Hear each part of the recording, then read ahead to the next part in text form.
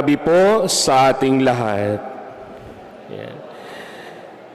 Kanina habang nagbabasa po ako sa mga naka-post sa mga social media account, isa sa mga nakita kong balita ay ang isa sa mga numero ng sitwasyon ng ating tema sa ating pagninilay at sa ating pagdiriwang sa gabing ito.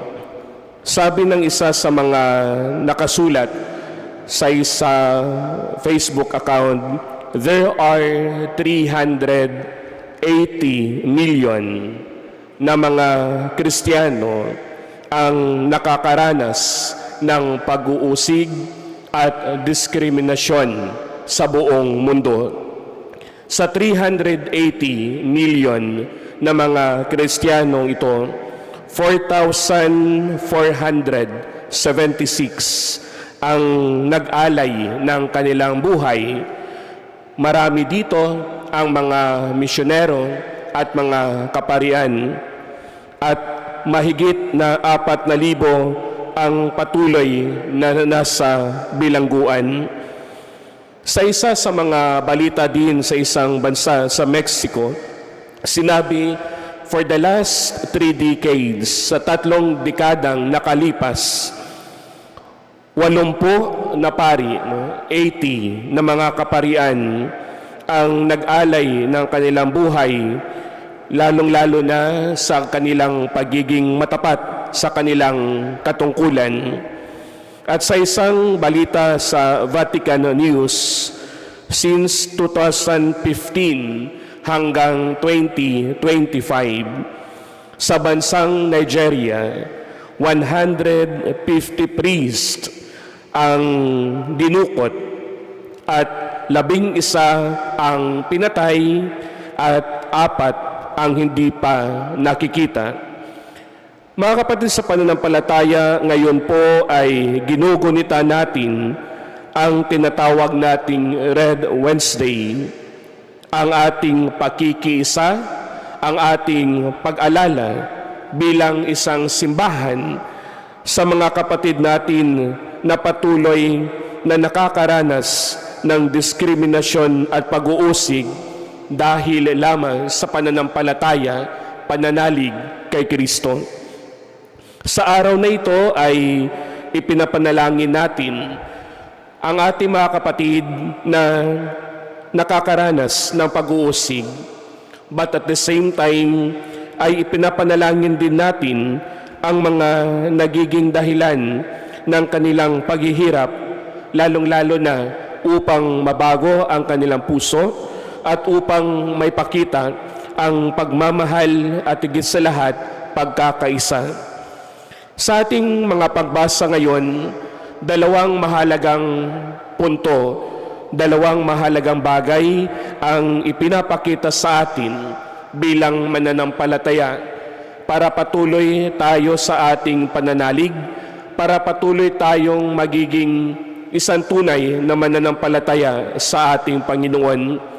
Una, tayo po ay pinapalalahanan ngayon na hindi nagpapabaya ang Diyos. May pag-asa sa gitna ng pagdurusa.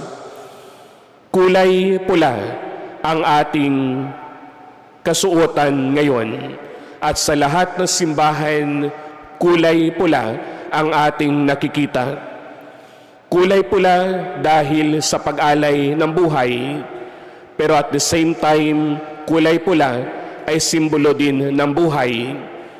Kulay pula hindi lamang sa pagdurusa, kundi kulay pula dahil ito rin ay simbolo na may pag-asa.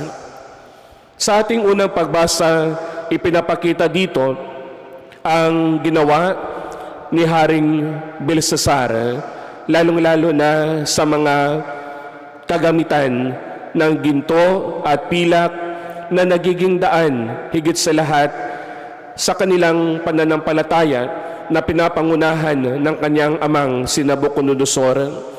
Pero dahil sa kanyang kapangyarihan, dahil na rin sa kanyang katungkulan, at dahil na rin sa kanyang mga kagustuhan sa buhay, nawala at higit sa lahat, hindi niya pinagpatuloy ang sinimulan ng kanyang amang si Nabucodonosor.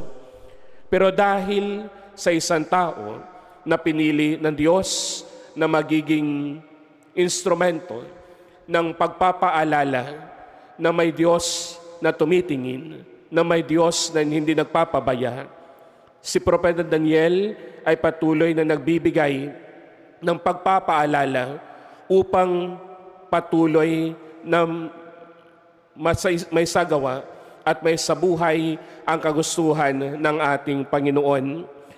Tayo ring lahat, mga kapatid sa pananampalataya, sa ating pagharap sa iba't ibang pagsubok sa buhay bilang mananampalataya, sa ating mga nararanasan, hindi lamang sa ating personal na pananampalataya, kundi sa ating mga kapatid na patuloy na inuusig, na patuloy na nakakaranas ng diskriminasyon, tayong lahat ay pinapalalahanan na maging instrumento din higit sa lahat ng kapayapaan at pag-asa.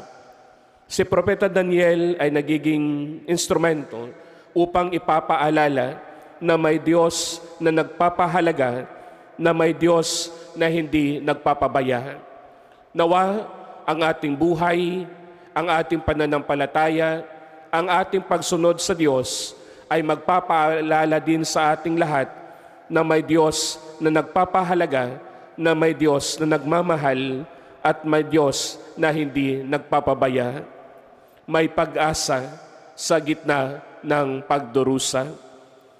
Pangalawa, inaanyayahan din tayo ng ating Panginoon sa ating pagharap sa iba't ibang pagsubok sa buhay, manatiling matapat sa ating pangako, manalig sa Kanyang salita, at manatili sa Kanyang pag-ibig. Sa huling bahagi ng ating Ebanghelyo, sinabi dito, sa inyong pagtitiis, tatamuhin ninyo ang buhay na walang hanggan. Bilang isang tao, natural sa atin na matakot. Minsan mawalan ng pag-asa. Minsan nasusubok ang ating pananampalataya sa hirap ng buhay o di kaya sa hirap ng ating pananalig sa Diyos. Pero sa gitna ng mga pagsubok na ito, tayo pa rin ay pinapalalahanan na may Diyos na tunay na nagmamahal. Kaya para sa atin, bilang tugon sa pagmamahal na ipinapakita sa atin ng Diyos, manatiling matapat tayo sa ating pangako. At yan ang patuloy nating titingnan at susuriin sa buhay araw-araw. Gaano ba tayo katapat sa ating pangako? Manalig sa salita ng Diyos, dahil sa salita ng Diyos may pag-asa at higit sa lahat may buhay. Manatili palagi sa pagmamahal ng Diyos, dahil ang pagmamahal ng Diyos ay magbibigay sa atin ng lakas upang harapin ang iba't ibang pagsubok sa buhay. Sa ating pagdiriwang sa gabing ito, ipanalangin natin ang bawat isa, ang ating mga kapatid sa pananampalataya, na patuloy na magiging matatag sa kanilang at sa ating pananampalataya, sapagkat may pag-asa sa gitna ng pagdurusa. Manatili tayo palagi sa pagmamahal ng Diyos na siyang magbibigay sa atin ng gabay, lakas at higit sa lahat ng pag-asa sa buhay. Patnubayan tayo ng ating makapangyarihan Diyos ngayon at magpasawalang hanggan. Amen.